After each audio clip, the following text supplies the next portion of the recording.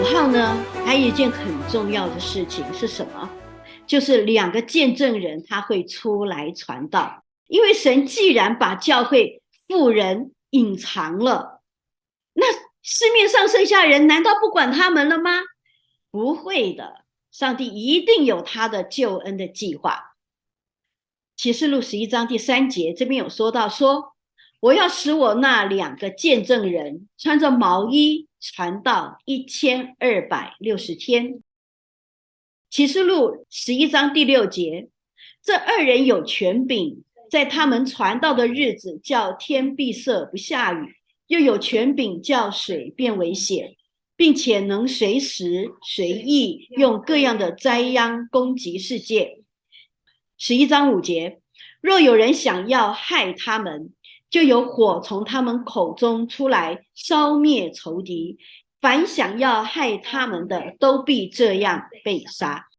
好，所以在敌基督兴起的时候，神兴起了2个见证人，他们是被神特别设立的，要在最后教会和信徒隐藏的日子里面，他们被指派出来向全世界单挑。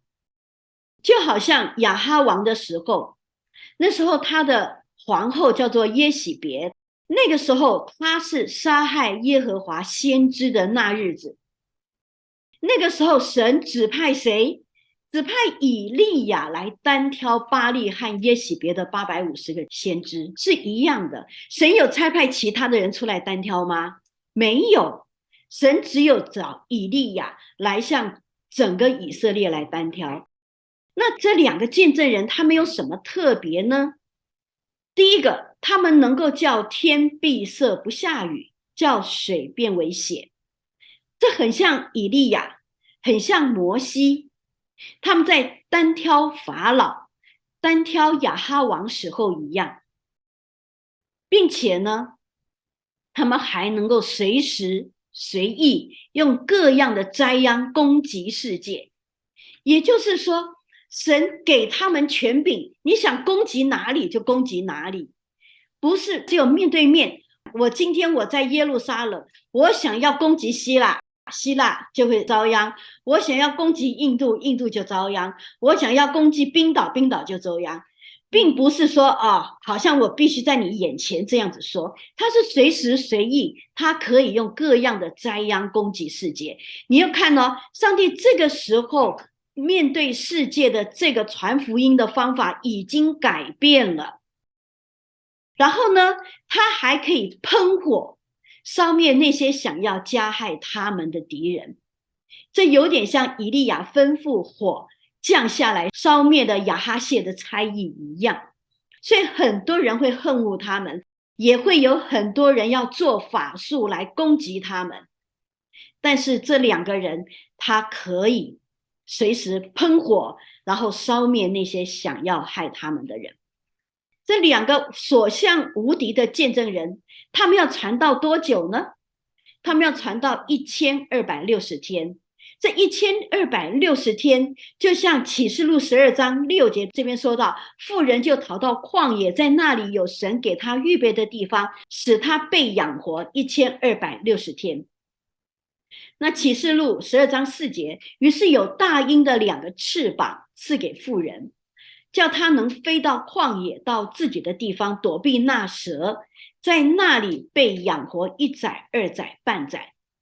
所以当教会被隐藏，不能够在地上有传道的行动的时候，神会指派他的2个见证人登场1260天。所以这2个见证人在下来，我们在第6号的时候，我们会说这2个见证人他们是怎么样与天使一同在地上向万民宣告的。无论如何，从第5号以后，神降下灾难在地上，他的对象是敌基督和他的跟随者，而不是那些相信末日并且被隐藏在神所预备的地方的那些神的儿女。那这就是我们的盼望，这就是信徒忍耐的结果。这第5号可以说是7年大灾难的分水岭。一共发生了什么事情呢？第一个就是使者开了无底坑的门，然后蝗虫就飞出来，数量多到让日头和天空都昏暗了。那这些蝗虫，它只被允许蛰没有神印记的人。